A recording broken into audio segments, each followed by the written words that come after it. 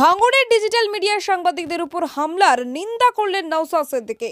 গতকাল দক্ষিণ 24 পরগনা জেলার ভাঙড়ে ডিজিটাল মিডিয়ার সাংবাদিকদের নৃশংস হামলার নিন্দা করলেন বিধায়ক নওশাদ সিদ্দিকী।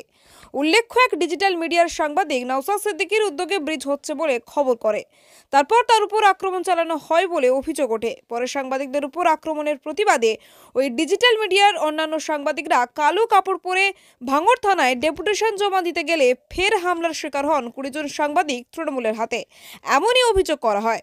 পুলিশের তদন্ত শুরু হয়েছে। এ বিষয়ে নওশাদ সিদ্দিকী সাংবাদিকদের মুখোমুখি হলেন। আমি ভেবে পাচ্ছি না এরা কোন পর্যায়ে পৌঁছেছে। রাজ্য সরকার গণতন্ত্রের বুলি আওড়াচ্ছেন, রাজ্য প্রশাসন ফেলাও করে এই প্রোগ্রাম সেই প্রোগ্রাম হ্যান ত্যান করছে, পুলিশ অন করছে, কিন্তু থানার সামনেই সাংবাদিকরা আজকে যেভাবে আক্রান্ত হলো, নিয়মিত আমি শিহরিত হয়ে উঠছি। আমি তীব্র নিন্দা ধিক্কার জানাচ্ছি। এই বিষয়টা কিন্তু আমি দেখছি, যদি কলকাতা পুলিশের ভাঙড় থানা ভাঙড় ডিভিশন যদি ঠিকঠাক পদক্ষেপ গ্রহণ না করে, আমি বিধানসভায় তুলব এবং মুখ্যমন্ত্রীকে প্রশ্ন আমি সম্মুখীন করব।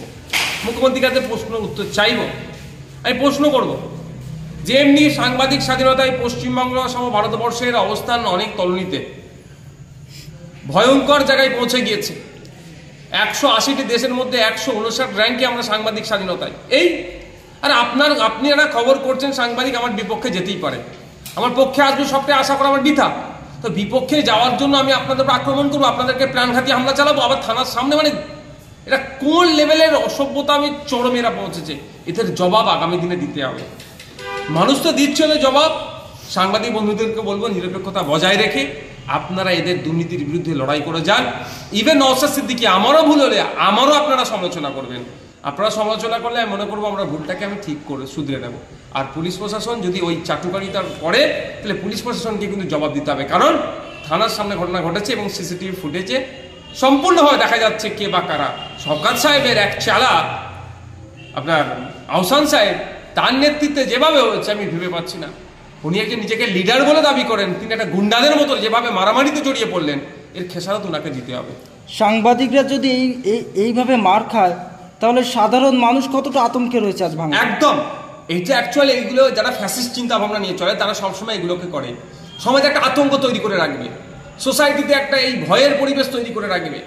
এমন পরিবেশ হয়ে যাবে যে মুখ খুলতে সাহস পাবে না সাংবাদিকরা। সাধারণ মানুষ তো দূরের কথা। কদিন আগে মধ্যপ্রদেশে দুর্নীতি হয়েছে, তার বিরুদ্ধে খবর করেছে, পিটিয়ে খুন করে দিয়েছে।